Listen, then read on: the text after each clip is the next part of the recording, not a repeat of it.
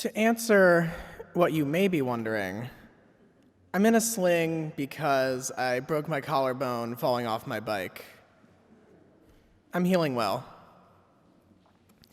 But years ago, long before there was metal holding my collarbone together, I was in college and I ran the peer counseling center on campus. This was a 24/7 service provided entirely by volunteer students.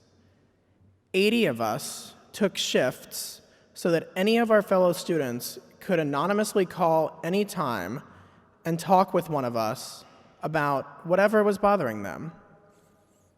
I was one of the students who lived in the center and took the overnight calls. So about once a week, I woke up at 3 a.m.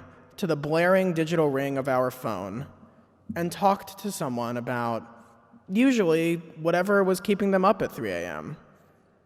An exam or due date the next day, a fight with a parent or partner, uncertainty about their future, trauma, and sometimes suicidal thoughts.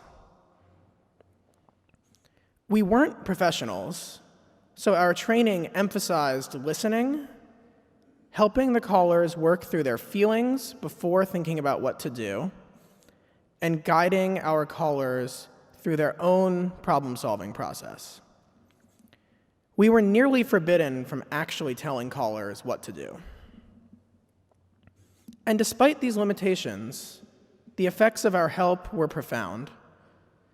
People who called us feeling deeply upset, unable to see a way out of their problems, unable to sleep, often crying, usually would feel calm and slightly optimistic after half an hour or an hour on the phone with us. During the daytime, when we also welcomed walk-in counsels, it was visible in their face and in their body language how much better they felt when we were done. And that's what made all of the lost sleep and the hours spent with strangers instead of with my studies or my friends worth it. Peer counseling is the most rewarding thing I have done in my life.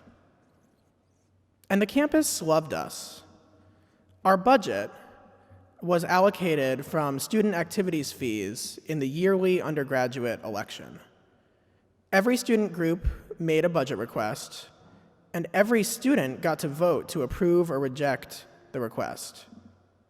We were consistently the highest voted group, above even the very popular marching band, which was very tongue-in-cheek in their shows, and received over 90% of votes year after year in favor of our funding. Meanwhile, people traded frustration about their experience seeking professional therapy at the campus health center. Many people had a better experience with our group of amateur undergrads than with doctoral level clinicians. Regularly, I or another one of our volunteers would suggest to someone that the counseling and psychological services would help them. Maybe they had serious mental illness or significant trauma and needed a long-term professional help. And sometimes we would hear, "I've tried that and it didn't work out. Now I just call you guys." It's not good.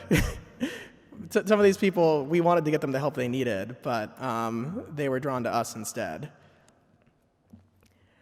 And my university hired great therapists. The problems were much more structural. I think the biggest reason for our popularity over the professionals was that we were a 24/7 service. At busy times, a student might have to wait 2 weeks to get an appointment at the health center with a psychologist. But they could call us at 3 a.m., right when they were most upset, and we would talk to them. That immediacy amplified the power of the skills that we did have.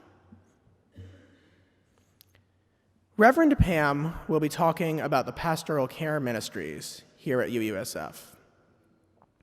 So my charge to you today is, if you feel like some pastoral care could help you, don't delay. Asking when your troubles feel immediate will get you the most help. It's so easy in our society to try to tough it out and wait days or even weeks to ask for help until it is clear that there is no other way. But pastoral care services are there. Use them, not just when there is no other way, but when you know they will help. And for the congregants and ministers helping you, it will be oh so fulfilling, and you'll build a connection with them in this community. And if you've thought about getting involved with the lay chaplains or the other pastoral care ministries, do it.